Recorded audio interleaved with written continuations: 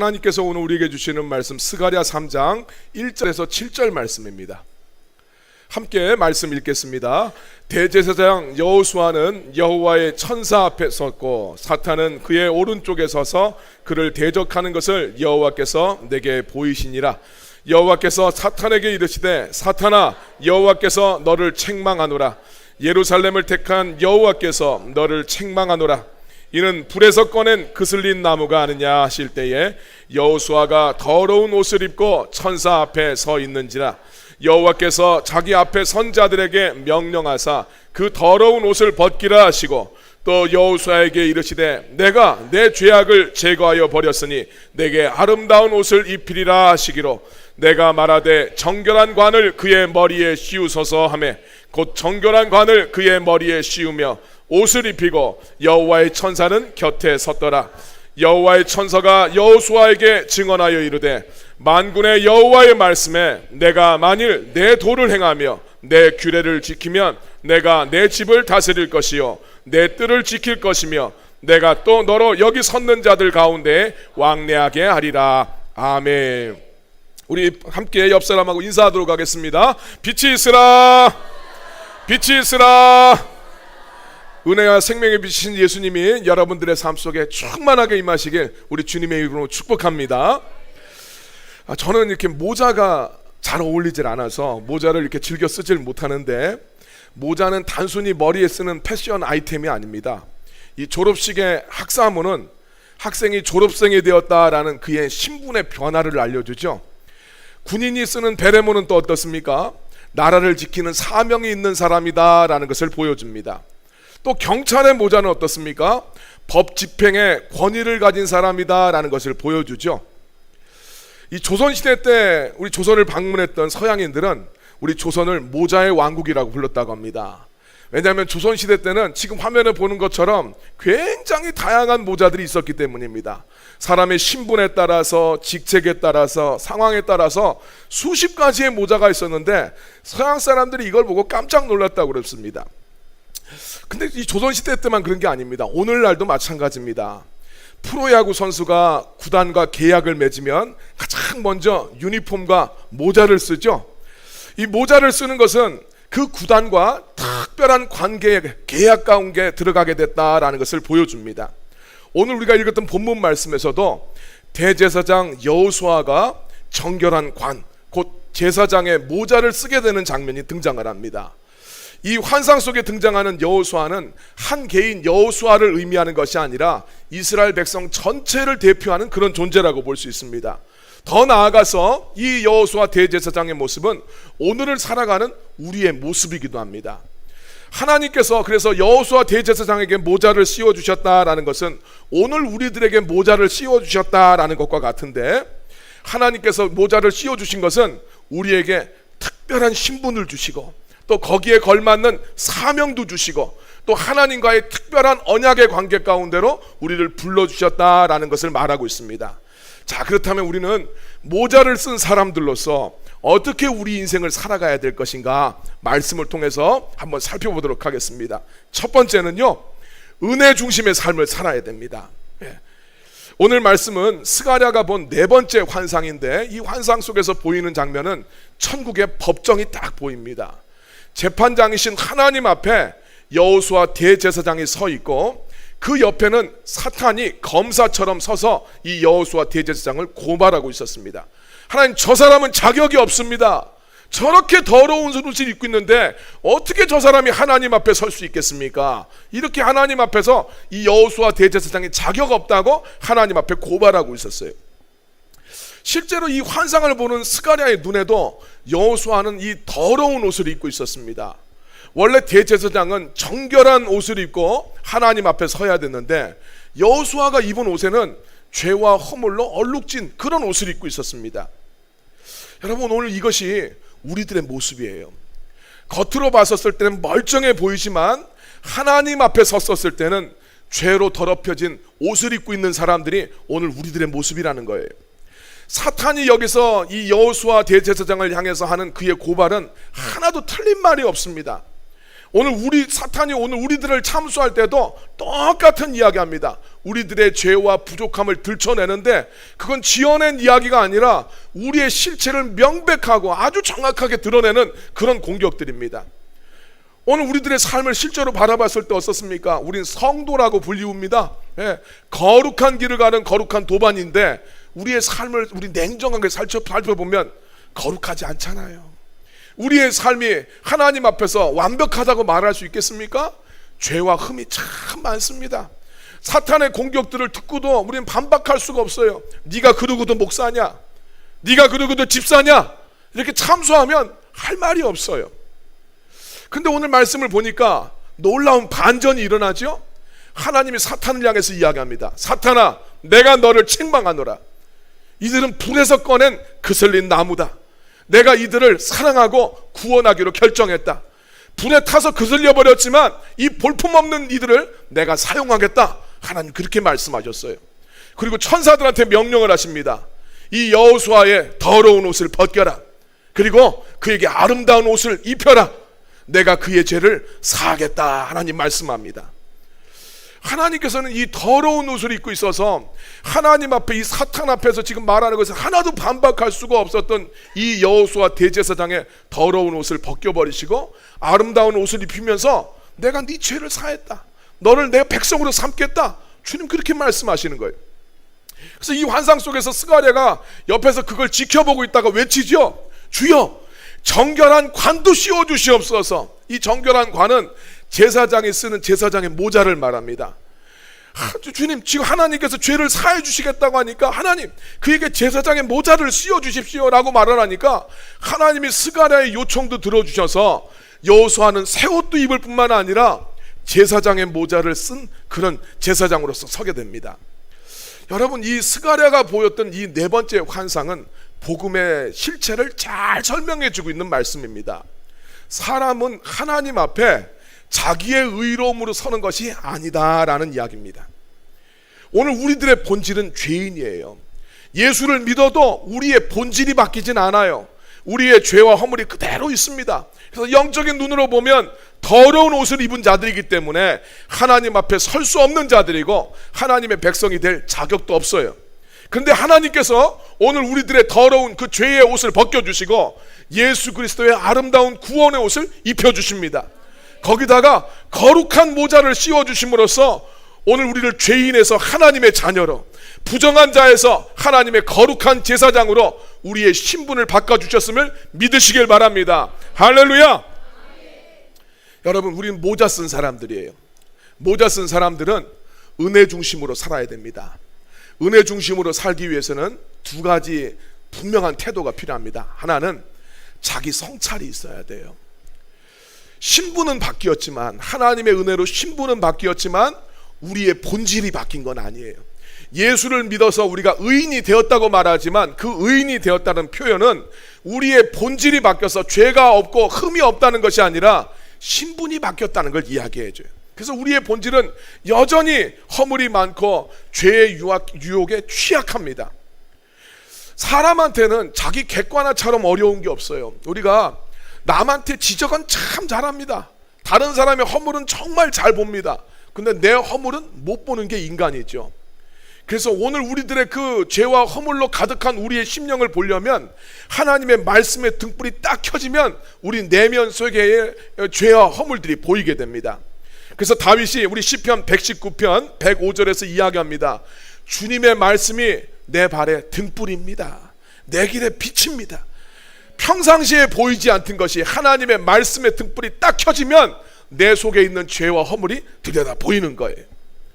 그리고 주님은 이 말씀을 통해서 우리가 우리의 자신의 모습을 들여다보게 했을 때 그때 회개하고 돌이키면 그게 너희 인생의 복이 될 거라고 말씀하셨어요. 야고보서 1장 23절에서 25절 말씀, 이 말씀의 의미를 생각하면서 같이 한번 읽겠습니다. 누구든지 말씀을 듣고 행하지 아니하면 그는 거울로 자기 생긴 얼굴을 보는 사람과 같아서 제 자신을 보고 나서 그 모습이 어떠했는지를 곧 잊어버리거니와 자유롭게 하는 온전한 율법을 들여다보고 있는 자는 듣고 잊어버리는 자가 아니요 실천하는 자니 이 사람은 그 행하는 일에 복을 받으리라. 아멘. 여러분들한테 이 복이 있길 원합니다. 하나님의 말씀을 통해서 자기의 삶을 온전히 비추어 보고 잊어먹는 것이 아니라 말씀대로 실천한다, 말씀대로 회개하고 돌이킨다. 이것이 그 인생의 복이 될 거라고 말씀하셨어요. 자, 그래서 하나님의 은혜로 구원받은 백성들은 자기 정체를 좀 살펴야 돼요. 말씀의 등불로. 두 번째, 복음을 깊이 새겨야 될 필요가 있습니다. 하나님은 우리의 허물을 아시면서도, 야, 내가 그렇지만, 너의 허물이 많은 건 알지만 내가 너를 사랑해, 이렇게 하나님 말씀하셨어요. 이것도 우리는 함께 알아야 됩니다. 그래서 내 죄를 정확하게 들여다볼 수 있는 눈도 열려야 되지만, 나를 사랑하시는 하나님의 그 마음을 들여다볼 수 있는 그 복음의 눈도 열려야 될 줄로 믿습니다. 로마서 5장 8절 말씀 같이 한번 읽겠습니다. 우리가 아직 죄인 되었을 때에 그리스도께서 우리를 위하여 죽으심으로 하나님께서 우리에 대한 자기의 사랑을 확증하셨느니라. 아멘. 하나님은 우리가 정말 진리 가운데 살고 이럴 때 우리를 위해서 죽어주신 것이 아니라, 우리가 아직 죄인으로 살아갈 때 그때도 우리를 사랑하셔서 우리를 구원하시기 위해서 우리 죄를 대신 지시고 십자가에 죽으셨다는 거예요. 이름으로써 우리에 대한 하나님의 사랑을 확증해 보여주셨다고 말씀합니다. 여러분, 우리는 반복해서 실패하고 또 너무나 그런 모습들을 보면 우리들 스스로가 좀 한심하죠. 또 더럽고 추악한 모습을 우리가 발견하게 되면 우리는 그냥 빨리 저런 사람하고는 손절해야 되겠다, 그런 생각을 합니다. 그것은 다른 사람들뿐만 아니라 자기 양심이 민감한 사람은 자기 스스로에 대해서 그런 생각을 할 때가 있어요. 정말 그래서 내가 봐도 정 떨어지는 죄인의 모습인데 하나님께서는 그런 나를 보면서도 나를 품어 안아주세요. 이게 하나님의 은혜지요. 그래서 하나님은 우리의 죄와 허물을 아시지만 그것을, 우리의 그 허물과 죄를 벗기시고 아름다운 구원의 옷을 입히셔서 우리를 그리스도의 신부로 삼아주세요. 이사야서 61장 10절 말씀 같이 읽겠습니다. 내가 여호와로 말미암아 크게 기뻐하며 내 영혼이 나의 하나님으로 말미암아 즐거워하리니 이는 그가 구원의 옷을 내게 입히시며 공의의 겉옷을 내게 더하심이 신랑이 사모를 쓰며 신부가 자기 보석으로 단장함 같게 하셨습니다. 아멘. 하나님이 우리의 더러운 옷을 벗기시고 구원의 옷, 의의 옷을 입혀주셨대요. 그래서 여러분, 오늘 우리들의 한심한 모습을 바라봐도, 나의 죄악된 모습을 바라봐도 그것 때문에 좌절하거나 낙심할 필요가 없습니다. 물론 한심할 때가 있죠. 그랬을 때도 이런 나를 우리 주님께서 사랑하신다라는 것을 굳게 믿으시길 바랍니다. 이 은혜가 깊이 깨달아지면 하나님을 향한 우리의 마음속에 진심이 발동이 돼요. 야, 나의 이런 연약한 모습에도 하나님이 사랑해 주시는구나. 그때 주님 앞에 우리의 마음속에서 우러나는 진심으로 예배하게 되고, 그때 우리 마음속에서 우러나는 감사가 나오고 기쁨으로 신앙생활하게 됩니다. 여러분, 이 은혜를 깊이 생각하시며 은혜를 붙잡으시는 그런 모자 쓴 사람으로 살아가시길 주님의 이름으로 축원합니다. 두 번째로, 주님의 도를 행하고 규례를 지켜라, 이렇게 이야기하셨어요.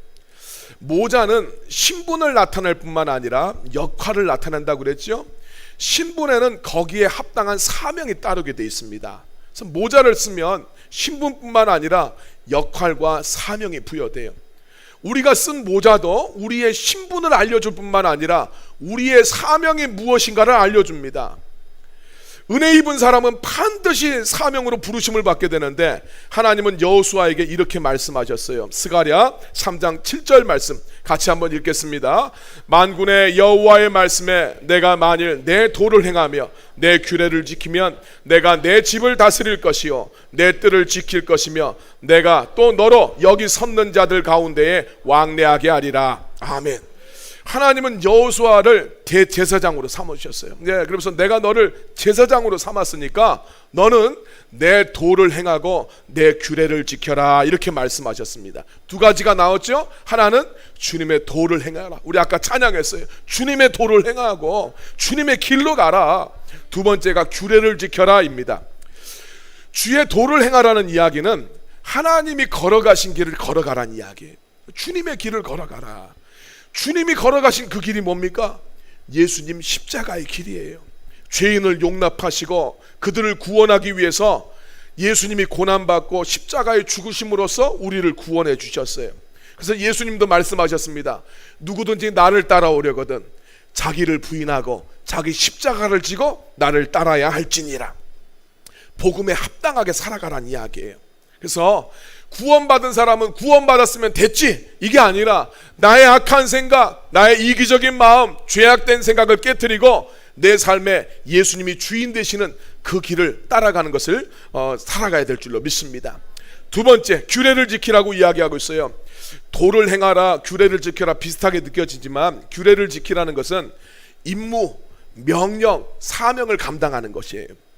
성경에서는 모든 하나님의 백성들을 제사장으로 규정하고 있어요.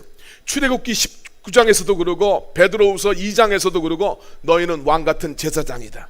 너희는 나에 대해서 제사장 나라가 되라. 주님 말씀하셨습니다. 제사장은 나만 구원받고 나만 정결하게 사는 것이 아니라 영혼들을 하나님 앞으로 인도하는 것이 제사장이에요. 제사장 오늘날 목사예요. 목사가 혼자만 잘 살면 되는 게 아니잖아요. 성도들을 이끌어야 되잖아요. 이게 우리들의 사명이라는 거예요. 제사장의 사명을 감당해라. 어떤 성도님이 성장반하면서 물어보셨어요. 목사님, 사명을 감당하라고 하시는데 전 제 사명을 모르겠어요. 그러시는 거예요. 여러분, 우리 모든 믿는 사람에게는 영혼 구원의 사명이 있어요. 예수님을 믿는 모든 백성들한테 그 이야기했어요. 너희는 아버지와 아들과 성령의 이름으로 세례를 베풀고 내가 너희에게 분부한 모든 것을 가르쳐 지키게 해라. 이게 우리의 사명이에요. 주님께서 주신. 그래서 여러분들 항상 오이코스를 가지셔야 됩니다. 다른 말로 하면 전도 대상자라고 말할 수 있겠지만 오이코스는 좀 달라요. 내 삶의 영역에서 내 고향에 있는 엄마, 이게 아니라 내 삶에서 지금 내 삶을 보고 있는 사람이에요. 그래서 내가 영향력을 미칠 수 있는 내 주변에 있는 전도 대상자, 그 사람을 오이코스라고 합니다. 항상 그래서 내가 전도해야 되는 사람을 준비를 하고, 우리 말씀에 보면 그렇죠. 그들에게 너 왜 예수님을 믿어? 라고 물어보면 대답할 말을 준비하라고 하셨어요. 우리가 잘하든지 못하든지, 때를 얻든지 때를 얻지 못하든지 전도자의 사명이 있음을 믿으시길 바랍니다. 주님이 날 구원하셨을 때 영혼 구원의 사명을 가진 제사장으로 부르셨다는 것을 꼭 여러분 기억하셔야 됩니다. 우리가 그 사명에 초점을 맞추게 되면 하나님과 왕래하고 하나님하고 깊은 교제를 할 수 있는 축복을 더해 주시겠다고 말씀을 하셨어요. 스가랴서 3장 7절 말씀을 바라보면 하나님이 이야기하죠. 네가 만일 내 도를 행하고 내 규례를 지키면 네가 내 집을 다스릴 것이요 내 뜰을 지킬 거다. 그러니까 지금 내 집은 하나님의 성전을 이야기하죠. 제사장한테 네가 내 길을 걷고 내가 너한테 명령한 규례를 잘 지키면 성전을 다스리는 사람, 다시 말해서 제사장의 역할을 감당하게 될 거야. 하나님 이렇게 말씀하셨어요. 그리고 나서 하시는 이야기가 또 뭐냐면, 또 네가 이 주님의 도를 행하고 규례를 잘 지키면 여기 섰는 자들 가운데 왕래하게 하리라 라고 이야기합니다. 여기는 어디입니까? 천상이에요. 천상. 하나님이 계신 곳. 이 천국과 왕래하는 백성으로 하나님하고 교통할 수 있도록 내가 축복해 주겠다, 이렇게 말씀하셨어요. 여러분, 성도의 믿음이 언제 깊어지는 줄 아세요? 제사장의 사명을 감당할 때 그 믿음이 깊어집니다. 우리 셀에서 나눌 것이 막 없을 때 있지요. 막 맨날 반복되는 전도 대상자를 가지고 오이코스를 가지고 마음속에 품고 거기에 나아가는 사람은 나눌 것이 항상 풍성합니다. 내 삶의 문제에만 집중하면 나눌 게 없어요. 맨날 그래요. 근데 내가 영혼을 바라보기 시작하면 나의 나눔이 달라집니다. 기도의 제목이 달라져요. 내 관심에만 머물러 있으면 믿음이 절대 깊어지지 않습니다. 하나님 나라에 관심을 가지고 주님이 맡겨주신 사명을 위해서 나갔었을 때 하나님과 깊이 교제하며 교통할 수 있게 됩니다. 1만 번 기도응답을 받은 사람, 조지 뮬러라고 알고 있죠. 수많은 고아들을 돌보는 사역을 했던 분이에요. 그 아이들에게 복음을 전하고 그 영혼들을 위해서 기도했었을 때 하나님은 1만 번의 기도응답으로 하나님이 살아계시고 역사하시는 것을 조지 뮬러에게 체험하도록 해주셨어요. 우리 주중에 성경 묵상했는데 하나님이 솔로몬 찾아오셔서 너의 소원을 구하라 하실 때 솔로몬이 다른 거 구하지 않잖아요. 하나님 나에게 맡겨주신 이 백성들 내가 잘 다스릴 수 있도록 지혜와 지식을 달라고 기도했는데, 이것은 솔로몬이 하나님께서 맡겨주신 자기 사명을 중요하게 여겼다는 이야기입니다. 그때 하나님께서는 솔로몬에게 그가 구하지 않았던 부와 재물과 영광이나 원수를 박멸하는 것, 이 장수 이런 거 구하지 않았는데 오직 사명만을 위해서 구했는데 네가 구하지 않았던 것 내가 그것도 너에게 더해주리라 말씀해 주셨어요. 그래서 여러분, 진짜 하나님의 축복 안에서 우리가 살길 원한다면 하나님이 우리에게 맡겨주신 사명을 위해서 기도해야 될 줄로 믿습니다. 그래서 여러분들도 가정에서 하나님, 우리 아이가 그냥 공부 잘하고 똑똑하고 좋은 곳에 취직하게 해달라고 이런 기도만 하지 마시고 이 아이들이 하나님을 경외하는 아이들이 되게 해달라고 간절히 기도하시길 바랍니다. 여러분, 직장을 위해서 기도할 때도 내가 성실하고 아주 유능하게 인정받는 그런 직원이 될 수 있도록 그 기도만 하지 마시고 내가 이 직장 가운데서도 예수 그리스도를 믿는 사람으로서 내가 예수 그리스도의 빛을 나타내고 예수님을 증거할 수 있게 해달라고 기도하시길 바랍니다. 교회를 위해서 기도하실 때도 교회가 주님의 본질을 이룰 수 있게 해달라고, 영혼을 구원하는 교회가 되게 해달라고, 내가 하나님께 영혼을 인도하는 그 사명을 감당할 수 있게 해달라고 여러분 기도하시길 바랍니다. 여러분들이 그 기도를 하기 시작하면 솔로몬에게 주셨던 축복의 원리가 여러분들의 삶 속에서도 작동되기 시작할 줄로 믿습니다. 세 번째로, 우리 곁에 계신 성령님을 의지할 필요가 있어요. 하나님께서 여호수아 대제사장에게 대제사장의 모자를 딱 씌워 주실 때 여호와의 천사가 곁에 서 있었다 이렇게 이야기합니다. 스가랴서 3장 5절 말씀에 보니까 하나님께서 이 정결한 관을 이 여호수아 머리에 딱 씌워 주실 때 여호와의 천사가 곁에 있었다 이렇게 이야기하죠. 하나님은 모자를 씌워 주신 다음에 야, 너 한번 열심히 살아봐라 이렇게 혼자 내버려 두지 아니하시고 천사가 곁에 서서 그와 함께 할 수 있도록 주님이 만들어 주세요. 여기서 여호와의 천사는 장차 우리 곁에 오실 예수님을 예표하는 이야기고 지금은 성령님께서 우리 곁에 서 계신 줄 믿습니다. 예수님은 승천하시면서 야, 내가 너희를 그냥 고아처럼 내버려 두지 않을 거야. 내가 너희를 도와줄 텐데 너희를 돕기 위해서 너희를 돕는 자, 헬퍼되는 성령님을 너희들에게 보내겠다 약속해 주셨습니다. 요한복음 14장 26절 말씀입니다. 같이 읽겠습니다. 보혜사 곧 아버지께서 내 이름으로 보내실 성령, 그가 너희에게 모든 것을 가르치고 내가 너희에게 말한 모든 것을 생각나게 하시리라. 아멘. 성령님은 우리가 뭘 해야 되는지 가르쳐 주시는 거예요. 하나님의 뜻을 알도록 만들어 주시는 거예요. 우리가 까맣게 잊어먹고 있던 것도 주님께서 생각나게 해주십니다. 우리는 은혜로 구원받고 사명을 받았지만 스스로 이 은혜 받은 자로서 사명자로서 살아갈 수가 없어요. 그래서 하나님께서는 오늘 우리가 사명자로서 살아갈 수 있도록 성령님을 붙여주셔서 우리를 돕게 해주셨습니다. 여러분, 이정우 선수가 샌프란시스코 자이언츠랑 결혼이란다. 팀과 계약을 딱 맺게 되니까 구단에서 어떻게 합니까? 트레이너 붙여주고 코치 붙여주고 통역을 붙여준 것처럼 우리도 하나님과의 특별한 언약 관계에 딱 들어가게 됐기 때문에 하나님께서 성령님을 딱 붙여주셨어요. 그래서 우리가 어떻게 예수님의 은혜 중심으로 살아가고 말씀대로 살아가고 사명 따라 살아갈 수 있을지 성령님께서 우리를 도와주십니다. 그래서 여러분, 우리가 어렵고 힘들 때는 성령님을 의지해야 돼요. 우리가 믿음으로 살아가려고 그러면 자꾸 방해가 옵니다. 여러분, 우리가 예수님 믿는 거 우리 뭐 항상 감사 찬양할 때 아까 하나님의 부르심에는 결코 뭐 후회하심이 없다는 이야기도 하지만 내가 주님 앞에 설 수 있는 건 이게 은혜잖아요. 근데 우리가 주님 앞에 살아가면 계속해서 방해가 오고 갈등이 옵니다. 그리고 주님 앞에 우리가 살아가려고 했을 때 고민이 자꾸 생겨요. 그때 여러분들의 생각과 감정과 경험을 의지하지 마시고 성령님의 도우심을 구하고 기도하시길 바랍니다. 한 성도님 그런 고민을 이야기했어요. 자기가 예수님을 믿고 주의를 지키려다 보니까 정말 방해가 찾아오는 것이 너무너무나 느껴진다는 거예요. 주일은 어떻게든 지키고 싶은데 주일 지키는 것을 막 방해하는 거예요. 예, 막 세상이 다 방해를 하는 것 같아요. 근데 그들한테 저 교회 가야 되기 때문에 안 돼요, 이 말 해야 되는데 이 말이 안 나온대요. 그 말 나오는 게 쉽지 않다고 이야기합니다. 제가 그분한테 말씀드렸어요. 오늘 이 말씀입니다.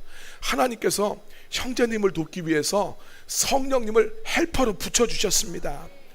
성령님께 형제님의 그 모든 상황들, 형제님의 그 지금 갈등이 되는 마음들, 그 처지들, 이걸 다 말씀드리세요. 그리고 하나님 앞에 지혜를 달라고, 하나님의 뜻을 깨닫게 해달라고, 용기를 달라고, 내 주변의 상황들을 정리해 달라고 그렇게 기도드리라고 말씀드렸어요. 여러분, 우리가 주님 앞에 나아가고 주님 앞에 살아가려면 또 그 은혜에 합당하게 우리가 사명을 감당하기 위해서 성령님의 도우심이 너무너무 필요해요. 그래서 하나님께 성령님 우리 곁에 붙여주셨어요.